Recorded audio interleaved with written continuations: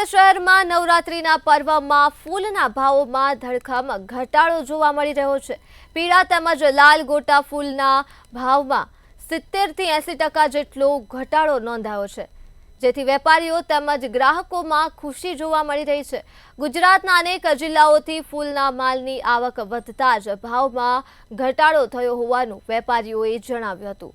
સામાન્ય દિવસોમાં 35 થી 40 રૂપિયા કિલોના ભાવમાં વેચાતા ફૂલ હાલ 15 થી 20 રૂપિયા કિલો વેચાઈ રહ્યા છે, જ્યારે ફૂલના ભાવમાં ઘટાડો થતાં જ ખેડૂતો નિરાશ થયા છે।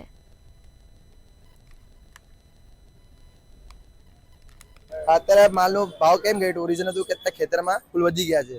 આ ગણપતિમાં હતા 100-150 રૂપિયા કિલો માર્કેટ આ ગણપતિમાં, કારણ કે ત્યારે ફૂલ નહોતા એટલે, અને અત્યારે ફૂલની આવક વધી ગઈ છે અને કસ્ટમર ઘટી ગયા, એના લીધે ફૂલ 20 રૂપિયા કિલો છે। અને આજે બધા અફવા ઉડાવે ને કે ફૂલ માર્કેટ હંમેશા મોંઘી હોય, બધું રોંગ છે।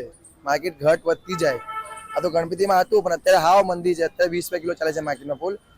બાકી આ માલનો આવક વધી ગયું છે। એમપી, બેંગ્લોર, સુરત, महाराष्ट्र बड़ी जगह फूल आवे એટલે એના લીધે માલ ભાવ ઘટ્યો છે। ग्राहकी अभी मंदी चल रहा है। एक्चुअली आवक बाहर का ट्रांसपोर्ट ज़्यादा है अभी, इसलिए 20 रुपया किलो बिक रहा है। आराम 30 रुपया। अभी किस प्रकार का भाव घटाड़ा हुआ है?